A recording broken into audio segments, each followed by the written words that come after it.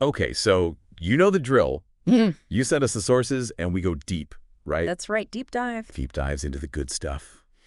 All the really interesting stuff that's out there. Yeah, and today I think we have some really particularly interesting stuff. We do. We do. It's Neville Goddard. Neville Goddard, yes. And this whole idea that there is no fiction, There is no fiction, and which is it's a fascinating concept. it is a fascinating Yeah, concept. that- And so we're looking at a lecture from June 7th, 1968, yes, that's right. called There Is No Fiction. Right. And basically the mission here is to understand how this guy, Yeah. Neville Goddard, who's, very popular and a lot of people follow him, Right. understand what he means by this and how it applies to our lives. Because, we live in a world where things seem very real, You do. My hand is very real. This microphone is very real. Right. But he says there is no fiction. So what does that even mean? Right. So have you ever considered that maybe what you think is real is actually a product of your imagination? Wow. Okay, so right off the bat, he's challenging our basic idea of Right. what is real and what is fictional, what's made up. Right, exactly. And typically we think of fiction as, it's just a story. It's not real. Right. It's not true. It's the opposite of truth or reality. Yeah. But Goddard's saying from a spiritual perspective, Okay. everything is essentially imaginary. Okay, so that's a huge statement. It is. It is. And to illustrate this, he talks about the story of the fig tree Yes, he does. from the Gospel of Mark, chapter 11. Right. And what's the big takeaway there? So in that parable, Jesus curses the fig tree, and the next day it's withered and dead. Right. And Goddard points out that when Jesus cursed the tree, it wasn't already withered. Right. So that the act of cursing the tree, which is an imaginal act, Yeah. came before and actually caused the physical manifestation of the tree withering. Okay, so are he saying that act of imagination was Yeah. so powerful that it changed reality? Absolutely. It created the physical reality and this law of imagination, as he calls it. Okay. It's not just limited to good things, Okay. You can use it for good, bad, or indifferent purposes, he says. Wow. And he really emphasizes that there are no limitations on the possibilities of prayer. Okay, so then if prayer is basically this Right. this kind of directed imagination, Yeah. how do we use this? Right. So first he clarifies what he means by prayer. Okay. He says it doesn't just mean asking God for something. Right. It's not just a request. Got it. He defines prayer as motion towards accession to, at, or in the vicinity of. Okay. I'm already feeling my mind kind of bending a little Yeah. bit. Yeah, it's a little abstract, but basically he's saying you need to immerse yourself in the feeling of the wish fulfilled. Okay, so it's not just thinking about what you want. Right. It's feeling like you already have it. Exactly. You have to feel it now. Right. Even if your reality seems to contradict it. Right now. Yeah. Okay, so I picture okay, I want $1 million. Yeah. But then I have to really feel like I already have that money. Right. You have to feel the joy, the freedom, the security that comes with having that $1 million. Okay. You have to really embody it. So it's like a full sensory experience. It is. It is. Wow. Okay, so then you point yourself towards that desire. Yeah. You accept it as true, Right. even though it's not. Yes. And then what? And then you just live your life knowing that it's yours. Okay. And he quotes the Bible here. He says, whatever you desire when you pray, believe you have received it and you will. Wow. So that's a powerful statement because it's Yeah. you don't even have to do anything. That's the really interesting part. Yeah. He suggests that just by assuming it's yours, Right. by feeling it's yours, Yeah. you've set the whole thing in motion. You don't need to figure out the how. It's like the how is already contained in that feeling. Exactly. The feeling contains the blueprint for the realization. So this is where my mind really starts to go whoa. Yeah. Because if that's possible, Right. if I can create something in my life just by feeling it's already mine, Mm-hmm. then what is this whole world? Mm-hmm. This whole physical world that we see and touch and feel. That's the question, isn't it? If what we imagine can become real, Right. even when our senses tell us it's not, Yeah. then what is this reality that we're experiencing? It's almost like this whole world is also just a product of imagination. That's exactly where Goddard wants to take us. Okay. And he has this incredible statement. He says, everything is imagined for you, our God all imagination. Wow. Okay. So he's really putting us, in the driver's seat here. He's saying we are not separate from this divine creative power. Right. We are it. We are it, and the world we experience is what we've imagined. Okay. Now that can consciously through our desires, Uh-huh. But it can also be unconsciously through our fears or just our habitual thoughts. So even if I'm not consciously trying to create something, my thoughts and feelings are still shaping my reality. Exactly. Wow. Okay, so that puts a lot of responsibility on us. It does, and he warns against feeding the mind violence. Okay. Because if you're constantly thinking about violence, Right. expecting violence, Yeah. you shouldn't be surprised if it shows up in your world. Oh, yeah, that makes sense. He has this really interesting anecdote Okay. about NBC TV after John F. Kennedy was assassinated. Oh, yeah, I read about this. So apparently a friend of his worked at NBC, Okay. and right after Kennedy's death, Right. the network headquarters sent a directive to all the stations Okay. to stop showing violent films for 4 days. Wow. And they had a hard time finding enough content to fill that time Right. because so much of what they were showing was violent. Yeah, yeah. And Goddard uses this as an example of how, Okay. maybe this collective desire for peace Right. after this tragedy Uh-huh. actually influenced what was being shown on TV. Yeah, that's a really interesting connection. It is. And he also talks about Senator Kennedy himself Right. and the power of thought. He mentions a TV interview where someone said that Kennedy often talked about the possibility of being assassinated. Oh, wow.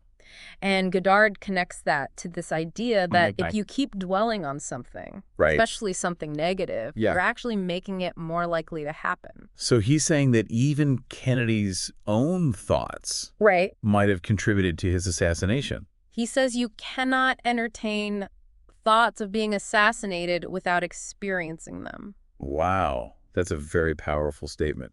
It is. It's a little scary, even. It is a little scary, but it's also empowering because Right. it means we have that much control. We do. We have the power to create, Right. but also the responsibility to be mindful of our thoughts. Yeah. And he's very clear that this power is within us. Right. There's no intermediary. He says, do not allow anyone to act as an intermediary between you and your God, for he is within you. Wow. So no priests, no gurus, no Nah. nothing. You have a direct line. Direct connection. Okay. Now, how does he apply this to, like, Yeah. familiar stories from the Bible? Right. So he looks at a few different stories Right. as illustrations of this principle, Okay. like the story of Pharaoh's butler and baker. Okay. Yeah. I remember that one. So Joseph interprets their dreams, Right. and those interpretations actually come true. Right. And Goddard's not saying it's a miracle from some outside God. Okay. He says it's an example of the Spirit of God upon man, Okay. which is this inherent creative power we have. Imagination. Imagination. Okay. He says imagination truly creates out of nothing. Wow. Thoughts call forth a thing that is not seen as though it were happening. So just by thinking about something, Right. I can make it real. Well, he says it's accomplished by an imaginal concept touched by feeling. Okay. So there's that feeling again. Right, you have to feel it. Okay. He even talks about how Okay. when you feel genuine joy for someone else's success, Uh-huh. you're actually helping to build a structure Oh, wow. in the imaginal realm Right. that will eventually project into reality. So even just feeling happy for someone else Right. is a creative act. It is. Oh, okay. It's not just passive, it's actually creating something. Pretty amazing. It is. And he brings in Shakespeare, too. He does. He quotes Macbeth. Yeah. That famous line, "Life is a tale told by an idiot full of sound and fury signifying nothing." Yeah. I love that line. It's a great line. Yeah. And Goddard uses it to make this point that Right. the real drama of life Right. is happening inside of us, Right. in our imagination, Not all the external stuff. not the sound and fury of the world, Right. Right. which is ultimately meaningless, he says. Yeah. He also talks about what he calls the collapse of fictitious worlds. He does. And he uses the example of Joseph Stalin. Well, What's the lesson there? so he talks about accounts of Stalin's last moments. Okay. And apparently his daughter described seeing this look of pure hatred on his face. Wow. And terror, like he was seeing his whole empire crumbling around him. Oh, wow. And Goddard quotes the Bible here. He says, "No one knows the thoughts of a man, but the spirit of man, which is in him." Right. And he interprets the biblical idea of a fool Okay. as someone who denies the divine power within themselves. Okay, so it's not just someone who's not intelligent. Right. It's someone who's built their life on a false foundation, Okay. and their world ultimately collapses. So even powerful figures like Stalin, Right. their reality is ultimately an illusion. It's a fictitious world, he says. And it can collapse. It can, and he says everything in this world will eventually collapse. Because it's not real. Because it's fictitious. Okay, but then he also says that this is what gives us our power. Right, because if it's all fiction, Yeah. you can change it. Right. You can have anything you want by assuming it's already yours. Wow. He says the power of assumption, even when it contradicts your senses or your reason, Right. can actually harden into fact. So even if I look around and I see I'm broke, Right. if I assume I'm rich, it can become true. It can. And he says our desires are brought into being sustained and vanish Okay. based on our imaginal acts. So it's all about what we're imagining. It is. And that's why he says, so I maintain there is no fiction. Wow. Okay. He then tells this really interesting story Yeah. about Captain Dale Norte. Yeah, this is a fascinating one. So tell me about that. So Captain Norte had to write an essay for school. Okay. And in the essay, he described his future court-martial Oh, wow. in detail, like the location, the time, everything. Uh-huh. And years later, he was actually court-martialed, convicted, and discharged from the Air Force. Just like he wrote. Exactly. And Goddard asks, so what is fiction?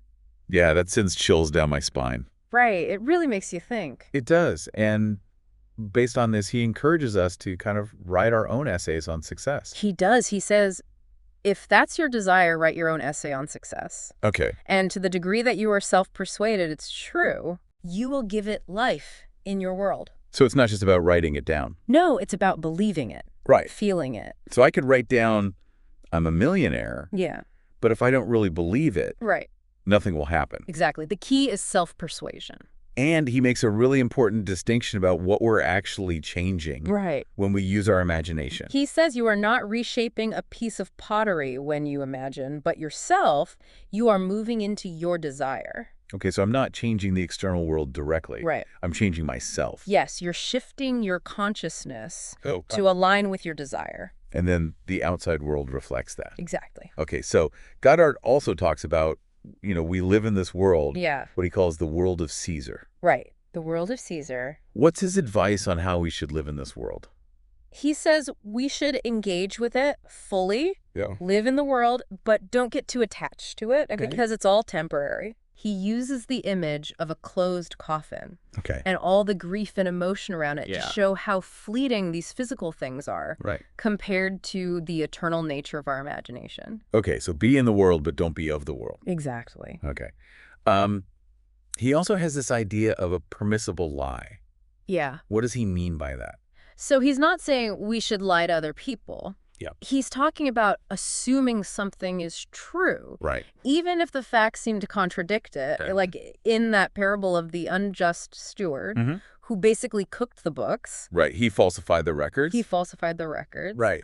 And Goddard says we can do the same thing With our own lives. with our own circumstances. Like Yeah. if you only have $10 in the bank, Right. but you assume you have 1,000, Okay. or if your rent is due, Yeah. but you assume it's already paid, Okay. or if your friend is sick, Right. but you imagine them as healthy. Okay, so it's like creating a new reality. It is. And he says it's not a lie.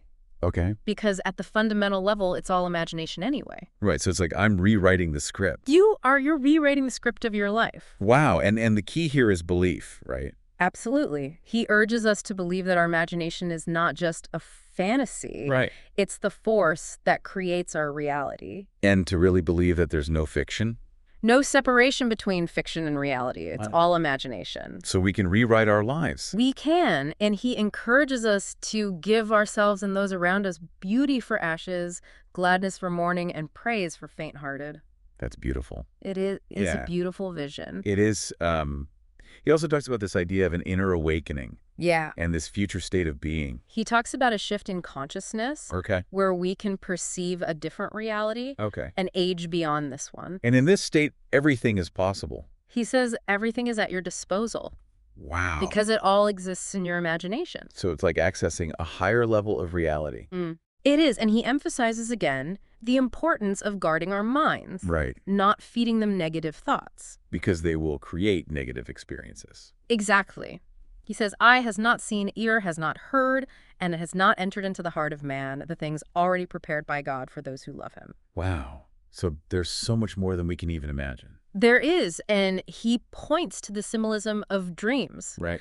Like those dreams Joseph interpreted with the number 3 Okay. to show that there are deeper meanings Okay. hidden within the imaginal realm. Right. Right. So the big message here is imagination creates its own reality. We have the power to change our lives. We do by writing a new story. And he gives some specific advice on how to do that. He says make the scene vivid, experience it in the first person, Okay. and feel it as if it's happening now. Present tense. Present tense, or like it's already happened. Okay. And then live in that state. Live as if it's already true. Exactly. And he brings it back to that idea of God becoming us. He says God actually becomes you. And he says, you'll know it's true when God's son David calls you father.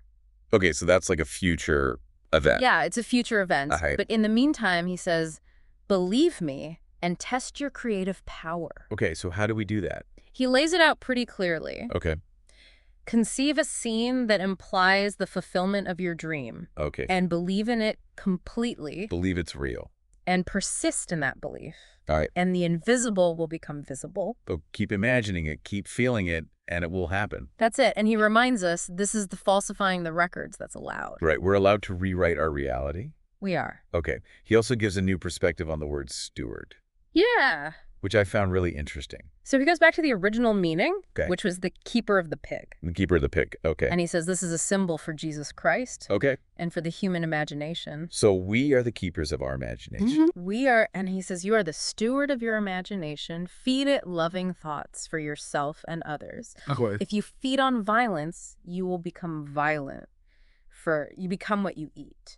So we have to be careful what we're feeding our minds. Absolutely. And then he ends with that story about the ducks. He tells the story about raising ducks in Barbados. Yeah. And how their taste would change depending on what they ate Right. in the last few days before they were, Yeah. prepared. Right. And he uses that as an analogy for our minds. Okay. What we feed our minds changes their structure. And our experience of reality. Exactly. And he ends by saying, this is a fictitious world and you are its author. Nothing is impossible. Wow. It's all fiction anyway. So live nobly and dream beautiful dreams, for you are all imagination.